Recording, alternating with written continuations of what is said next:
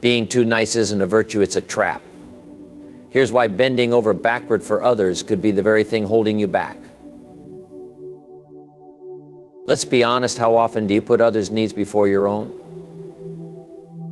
Maybe you think you're being kind, selfless, or just a good person, but what if I told you that being too nice isn't helping you, it's hurting you? Today, we're breaking down the cost of excessive niceness and how to strike the perfect balance between kindness and self-respect. 1. The hidden cost of being too nice. Being nice is often seen as a virtue, a trait that society praises and encourages. But what if this same quality, when taken too far, becomes the very thing that holds you back?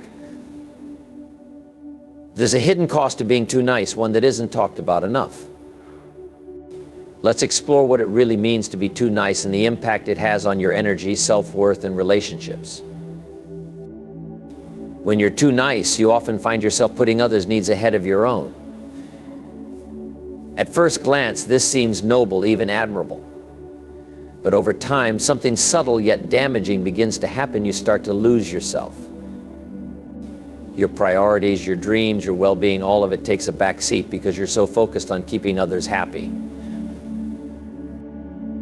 Think about the times you've said yes when you really wanted to say no. Maybe it was a friend asking for a favor, a coworker handing off extra work, or even a family member expecting more of you than they should.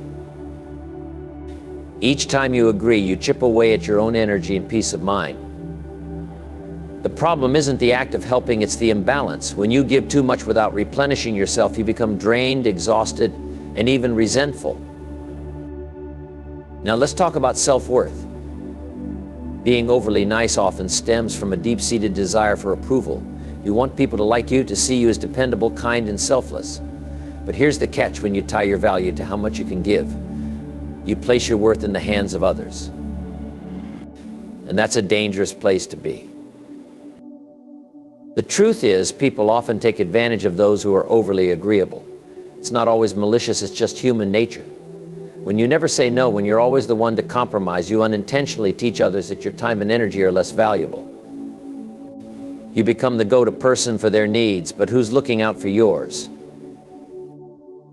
This creates unhealthy dynamics in relationships. You might find yourself surrounded by people who take but rarely give, or you might feel trapped in situations where you're giving far more than you're receiving. Either way, the balance is off, and it's costing you more than you realize.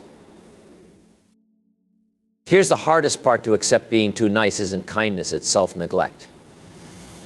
Real kindness comes from a place of strength, not sacrifice. It's about helping others while still respecting your own boundaries and needs. It's about giving, but not at the expense of your own well-being. So how do you strike the right balance? It starts with awareness. Recognize when your niceness is crossing the line into self-sabotage. Pay attention to how often you say yes out of guilt or fear of rejection. Notice how you feel after giving. Are you energized, or are you left feeling drained and unappreciated? Next, take small steps to prioritize yourself. This doesn't mean becoming selfish, it means valuing yourself enough to set limits. Learn to say no without guilt. Practice standing up for your needs, even if it feels uncomfortable at first. And most importantly, surround yourself with people who respect and appreciate you for who you are, not just for what you can do for them. Remember, your time and energy are finite resources. You have to guard them wisely. Being nice is a good thing, but being too nice, that's a habit that can cost you far more than you're willing to pay. 2, why saying no is a superpower. Saying no is one of the hardest things to do, yet it's also one of the most liberating. Why is it so difficult? Because we've been conditioned to equate saying no with being rude, unkind, or selfish. But here's the reality: saying no is not about rejection, it's about protection. It's about protecting your time, your energy, and your peace of mind. Think about the last time you said yes to something you didn't want to do. Maybe it was taking on extra work at your job, attending an event you had no interest in, or helping someone who could have managed on their own. At that moment, you probably felt a sense of obligation, maybe even guilt. But afterward, chances are you felt drained, frustrated, or resentful. This is the cost of saying yes when you really mean no. It's not just about the time or effort you expend, it's about the emotional toll it takes on you. Every time you say yes out of obligation or fear, you're putting someone else's needs ahead of your own. And over time, this pattern leaves you feeling unfulfilled and out of control. Now let's flip the script. Imagine what would happen if you started saying no, not all the time, but when it really mattered. Imagine the freedom you'd feel knowing that your time and energy were being spent on things that truly align with your goals and values. This is the power of no. Saying no doesn't have to be harsh or confrontational. It can be done with grace and kindness. For example, instead of saying, "I can't help you," try saying, "I'd love to help, but I have too much on my plate right now." This approach respects both your boundaries and the other person's feelings. But here's the key: you have to mean it. Saying no requires confidence and clarity. It means knowing what you want and standing firm in your decision. And yes, it might feel uncomfortable at first. You might worry about disappointing others or facing criticism. But the more you practice, the easier it becomes. When you start saying no, you'll notice a shift in your life. You'll feel more in control, more focused, and more energized. You'll have more time for the things that truly matter to you. And perhaps most importantly, you'll start to attract people who respect your boundaries and appreciate your honesty. So how do you get started? Begin small. The next time someone asks for your time or energy, pause before responding. Ask yourself, is this something I truly want to do? Does it align with my goals and values? Do I have the capacity to take this on without compromising my well-being? If the answer is no, say no and do it without guilt.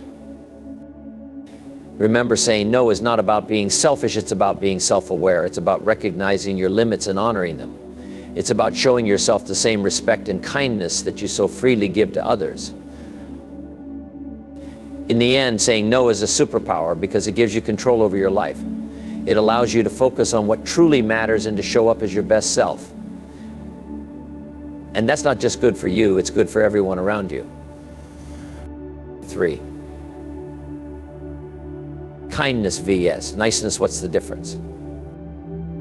At first glance, kindness and niceness seem almost identical. Both involve treating others with respect, offering help, and striving to maintain harmony. But when you take a closer look, you'll realize that these two concepts couldn't be more different. The distinction between them is subtle but powerful, and understanding it can completely change the way you approach relationships, decisions, and even yourself. Niceness is about approval. It's rooted in the need to be liked, accepted, and validated by others. When you're nice, you often prioritize someone else's comfort or happiness over your own, even when it costs you. You say yes to things you don't want to do. You bite your tongue when you disagree. You go along to get along, hoping that your compliance will earn you favor. Kindness, on the other hand, is about doing what's right, not just for others, but also for yourself. It's not motivated by the fear of rejection or the desire for approval. Kindness is authentic. It comes from a place of strength, confidence, and genuine care. When you're kind, you act with integrity, even when it's uncomfortable or unpopular. Let's break it down further. Niceness often comes with strings attached. It's a transaction. You're nice because you want something in return. Maybe it's someone's gratitude, friendship, or even just their approval. But this transactional nature is exactly why niceness can backfire. People can sense when your actions aren't entirely genuine, and over time they may start to question your motives. Kindness, however, expects nothing in return. It's freely given with no hidden agenda. This makes it far more impactful. When you act out of kindness, people feel it. They know it's real.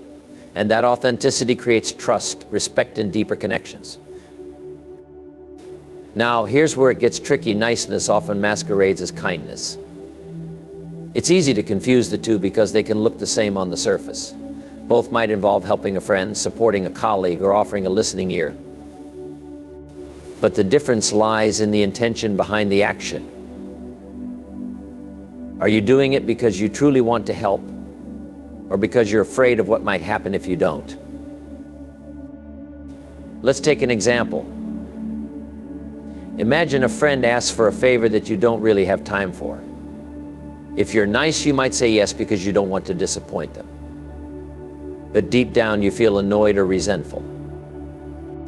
If you're kind, you might say no, but you do it with honesty and grace. You explain your situation, offer an alternative if possible, and show that you still value the friendship. Kindness allows you to be firm without being harsh. It empowers you to stand your ground while still showing care and respect for others.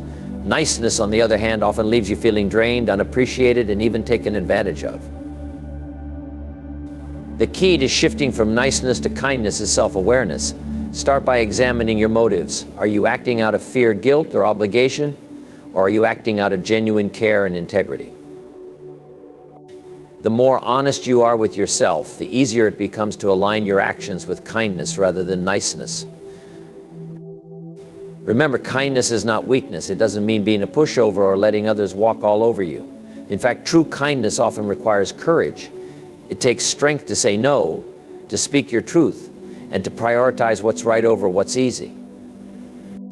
But the rewards are worth it: stronger relationships, greater self-respect, and a life that feels authentic and fulfilling. In the end, the choice is yours. You can keep being nice, hoping for approval and acceptance. Or you can choose kindness, a path that's harder but infinitely more rewarding. 4. The art of setting boundaries. Boundaries, they're one of those things everyone talks about, but few people truly understand. What are they? Why do they matter? And how do you set them without coming across as rude, selfish, or uncaring? Let's dive into the art of setting boundaries, a skill that can transform your relationships, your peace of mind, and your entire life. First, let's clear up a common misconception. Boundaries are not walls. They're not about shutting people out or isolating yourself. Think of them more like fences with gates.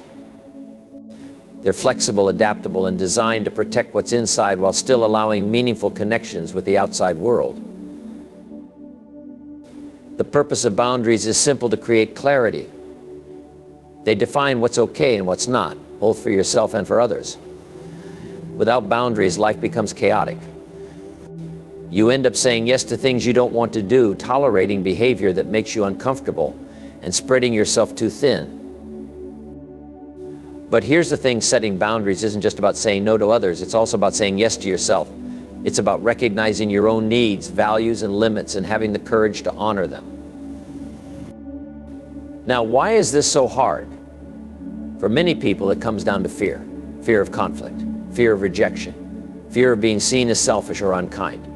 These fears are valid, but they're also what keep you stuck in patterns that don't serve you.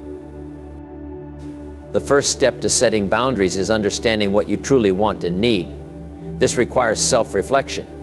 Take some time to think about the areas of your life where you feel stretched too thin or taken for granted. Where do you feel resentment building up? These are usually signs that a boundary is missing or being ignored. Once you've identified your boundaries, the next step is to communicate them. This is where most people struggle. They worry about hurting someone's feelings or coming across as harsh. But here's the truth: boundaries, when communicated with kindness and clarity, are not hurtful, they're helpful. They show others how to treat you, and they prevent misunderstandings and conflicts down the line. For example, let's say a coworker often asks you to stay late to help with their work. You're feeling overwhelmed and need to set a boundary. Instead of saying, "I can't help you anymore," try saying, "I've noticed I've been staying late a lot, and it's starting to impact my own work. I'm happy to help when I can, but I need to make sure I'm managing my own responsibilities too." This approach is firm but fair. It respects your needs while still showing consideration for the other person. Another key to setting boundaries is consistency. Once you've established a boundary, stick to it. If you waver or make exceptions, you send the message that your boundaries aren't serious. This can lead to confusion and even more frustration. It's also important to remember that boundaries are not one size fits all. What works for one person might not work for another. The key is to find what feels right for you and to communicate it in a way that aligns with your values. And finally, don't forget that boundaries are a form of self-respect. They're not about controlling others, they're about taking control of your own life. They're about creating space for what truly matters and letting go of what doesn't. Setting boundaries is not just an act of self-care, it's an act of courage. It requires you to stand up for yourself, even when it's uncomfortable. But the rewards are worth it: healthier relationships, greater peace of mind, and a life that feels authentic and balanced. So start small. Set one boundary today and see how it feels. With practice, you'll find that boundaries don't limit your life, they enhance it. 5. How over-niceness kills opportunities. There's a surprising truth about excessive niceness: it can close more doors than it opens. We often think that by being agreeable, accommodating, and avoiding conflict, we're building bridges. But what happens when those bridges lead nowhere? Or worse, when they're being crossed only by others, leaving you stuck on the same side? Over-niceness is more than just a harmless personality trait. It sends signals to the world, signals that can inadvertently limit your opportunities, whether in your career, relationships, or personal growth. Why? Because people tend to respect those who respect themselves. And when you're too nice, it can come across as a lack of self-respect, confidence, or decisiveness. Let's start with the workplace. Picture this: you're in a meeting and an idea is floated that you don't agree with. Instead of speaking up, you stay silent because you don't want to ruffle any feathers. Or maybe your manager asks you to take on extra work and you agree, even though your plate is already full. These small moments add up. Over time, colleagues and supervisors may start to see you as someone who's easy to push around or who doesn't have strong convictions. Now, let me ask you, who gets promoted? Who gets the big opportunities? Is it the person who always says yes? Or is it the one who's willing to take a stand, share their perspective, and set boundaries? The answer is clear. Confidence and assertiveness are far more likely to catch the attention of decision makers than over-accommodation. This doesn't mean you have to be abrasive or confrontational. Assertiveness isn't about dominating others, it's about showing that you value your own time, ideas, and contributions. It's about finding that balance between being approachable and standing your ground. In personal relationships, over-niceness can be equally damaging. Imagine a friend who always agrees with you, never expresses their own opinions, and constantly prioritizes your needs over theirs. At first, it might seem nice. But over time, it becomes frustrating. You might start to wonder, what do they really think? What do they really want? That's how others feel when you're too nice. They may appreciate your kindness initially, but eventually they'll start to see you as indecisive, inauthentic, or even weak. People are drawn to those who know who they are and aren't afraid to show it. By trying to please everyone, you end up pleasing no one, not even yourself. There's also a psychological component to consider. When you're overly nice, you might be sending a subconscious message that you don't believe in your own value. If you're constantly giving without expecting anything in return, others may assume that you don't feel worthy of reciprocity. This can lead to one-sided relationships where you're the one doing all the giving and others are doing all the taking. So how do you break free from the trap of over-niceness? First, you need to recognize its costs. Understand that every time you say yes to something you don't want to do, you're saying no to something else, maybe your own goals, time, or well-being. Next, practice saying no. It doesn't have to be harsh or abrupt. A simple, "I appreciate the offer, but I can't commit to that right now," goes a long way. The more you say no, the more confident you'll feel in asserting your boundaries. Finally, focus on building genuine confidence. This isn't about pretending to be someone you're not. It's about recognizing your own worth and believing that you have something valuable to offer because you do. Remember, opportunities are drawn to those who take initiative, express their ideas, and stand firm in their convictions. Don't let over-niceness hold you back. Be kind, yes, but also be bold. 6. The psychology behind people-pleasing. Why do so many of us feel compelled to please others, even at our own expense? What is it about saying no or standing up for ourselves that feels so uncomfortable? To answer these questions, we need to dive into the psychology behind people-pleasing, a habit rooted in fear, insecurity, and a deep desire for connection. At its core, people-pleasing often stems from a fear of rejection. Humans are social creatures. We're wired to seek acceptance and avoid exclusion. In ancient times, being part of a group was essential for survival. If you were cast out, your chances of survival dropped dramatically. While we no longer live in that kind of environment, the fear of rejection remains deeply ingrained in our psyche.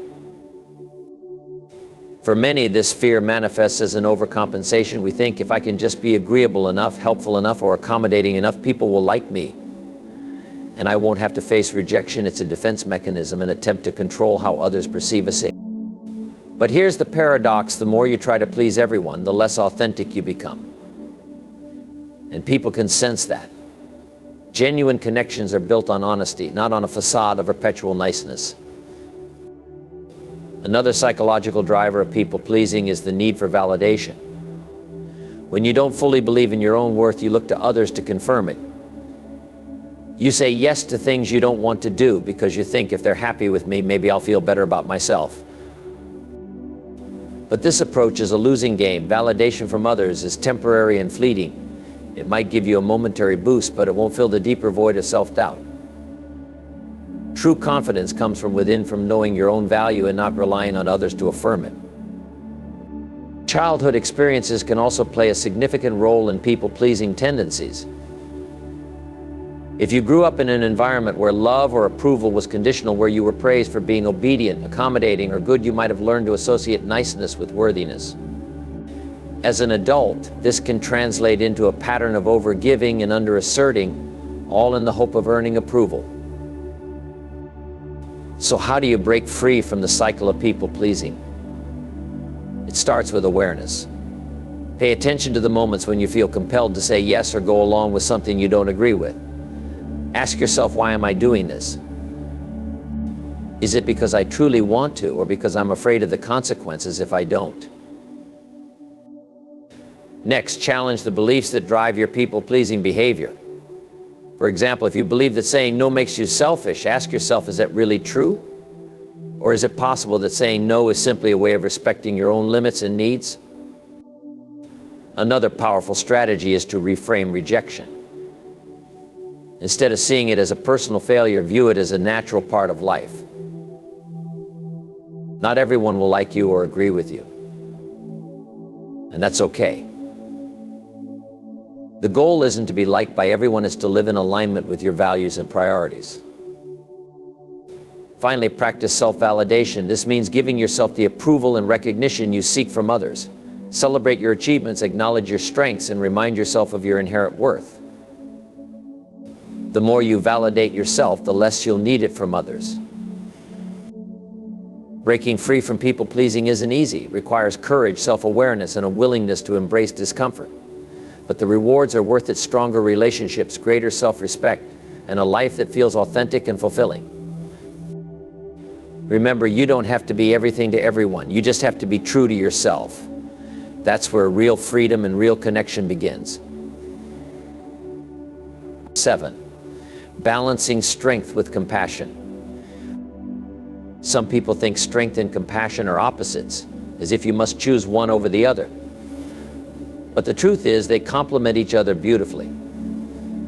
Compassion without strength can leave you feeling drained and used. Strength without compassion can make you seem harsh and unapproachable. The key is finding the balance, being kind and understanding while standing firm in your values and decisions. Let's start by defining what true strength is. Strength isn't about being aggressive or dominating others. It's about knowing your worth, standing by your principles, and being unshaken by external pressures. Compassion, on the other hand, is about empathy and care, recognizing the humanity in others and choosing to act in ways that uplift and support them. Here's the question: how do you bring these two qualities together? Think about a leader you admire. Chances are they aren't just tough or just kind, they're both. They know when to listen, offer support, and show understanding, but they also know when to set boundaries, make difficult decisions, and stand firm. They earn respect not through fear, but through a balanced approach that combines empathy with resolve.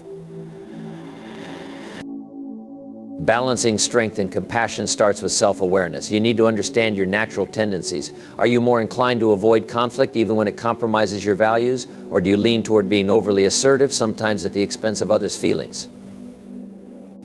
Recognizing where you fall on the spectrum is the first step to finding balance. Once you've identified your tendencies, practice integrating the opposite quality. If you're naturally more compassionate, work on building assertiveness. This doesn't mean you stop caring. It means you learn to express your needs and stand up for yourself without guilt. If you're naturally more assertive, focus on cultivating empathy. Listen more, seek to understand others' perspectives, and approach situations with an open heart. One way to practice this balance is through your communication style. Let's say someone makes a request you can't fulfill. Instead of simply saying, "No, I can't do that," try adding a compassionate touch. "I appreciate you thinking of me, but I can't take that on right now." You're still standing firm, but you're also acknowledging their effort and expressing kindness. Another key aspect of balancing strength with compassion is learning to manage your emotions. Compassion often pulls at your heartstrings, while strength requires you to stay grounded and logical. In moments of conflict or decision-making, take a step back. Breathe. Ask yourself, what's the kindest way I can approach this while staying true to my values? This pause allows you to respond thoughtfully rather than react impulsively. It's also important to remember that balance doesn't mean perfection. There will be times when you lean more heavily on one side than the other, and that's okay. The goal isn't to get it right all the time, it's to strive for harmony and make adjustments as needed. Finally, let's talk about why this balance matters. When you combine strength with compassion, you create relationships built on mutual respect. People know they can rely on you for support, but they also know they can't take advantage of you. You become someone who uplifts others without losing yourself in the process. The world doesn't need more people who are just nice or just tough. It needs people who can stand strong while remaining kind. When you find that balance, you not only enhance your own life, but you also inspire those around you to do the same. 8. Practical steps to stop being too nice. Understanding the problem is one thing, but doing something about it is another. If you've realized that being too nice is holding you back, the next step is to take action. This isn't about changing who you are, it's about reclaiming your power, setting boundaries, and living in a way that respects both yourself and others. Let's break this process down into actionable steps. Step 1, identify your triggers. Start by recognizing the situations that push you into too nice territory. Is it when someone asks for a favor? When you're in a group setting and feel pressured to conform? When you're dealing with authority figures? Understanding your triggers helps you anticipate them and prepare a response ahead of time. For example, if you know you tend to say yes to last-minute requests, decide beforehand how you'll handle such situations. Practice saying, "Let me check my schedule and get back to you." This gives you time to think and ensures you're making decisions based on your priorities, not on impulse. Step 2, practice saying no. Saying no can feel uncomfortable at first, especially if you're used to saying yes to everything. But like any skill, it gets easier with practice. Start small. Decline something low stakes, like an invitation to an event you're not interested in. Gradually work your way up to bigger commitments. Remember, saying no doesn't mean you're rejecting the person, it means you're respecting your own limits. And often, people will respect you more for being honest about what you can and can't do. Step 3, set clear boundaries. Boundaries are essential for maintaining your well-being and protecting your time and energy. Think of them as guidelines for how you want to be treated. They're not about controlling others, they're about communicating your needs clearly and confidently. Start by identifying areas where you feel overwhelmed or taken advantage of. Then decide on the boundaries you need to set. For example, if coworkers frequently interrupt you during your lunch break, let them know that you'll be unavailable during that time. Be polite but firm. "I need this time to recharge so I can be more productive in the afternoon." Step 4, reframe your mindset. Being too nice often comes from a fear of rejection or a desire for approval. To overcome this, you need to shift your mindset. Start by reminding yourself that your worth isn't determined by how much you do for others. You're valuable simply because you exist, not because of what you give or how agreeable you are. It's also helpful to reframe rejection. Instead of seeing it as a personal failure, view it as a natural part of life. Not everyone will agree with you or like your decisions, and that's okay. The goal isn't to please everyone, it's to live in alignment with your values. Step 5, build confidence through small wins. Confidence grows when you take small, consistent steps outside your comfort zone. Challenge yourself to speak up in a meeting, share your opinion in a group discussion, or assert your needs in a conversation. Each time you stand up for yourself, you'll feel a little more confident and empowered. Step 6, surround yourself with supportive people. The people you spend time with have a significant impact on your mindset and behavior. If you're surrounded by individuals who respect your boundaries and encourage your growth, you'll find it easier to stop being overly nice. On the other hand, if your circle includes people who take advantage of your kindness, it might be time to reevaluate those relationships. Seek out people who inspire you, challenge you, and appreciate you for who you are, not just for what you can do for them. Step 7, celebrate your progress. Changing long-standing habits takes time and effort, so it's important to acknowledge your progress along the way. Celebrate the moments when you stand up for yourself, set a boundary, or say no to something that doesn't align with your priorities. Each small victory is a step toward reclaiming your power and living authentically. By taking these steps, you'll start to shift from being overly nice to being kind, confident, and assertive. You'll still be a good person, just one who respects themselves as much as they respect others. And that's the kind of niceness the world truly needs. The truth is, being too nice isn't kindness, it's a way of hiding from discomfort. Real kindness means standing firm, respecting yourself, and inspiring others to do the same. Life isn't about pleasing everyone, it's about living authentically.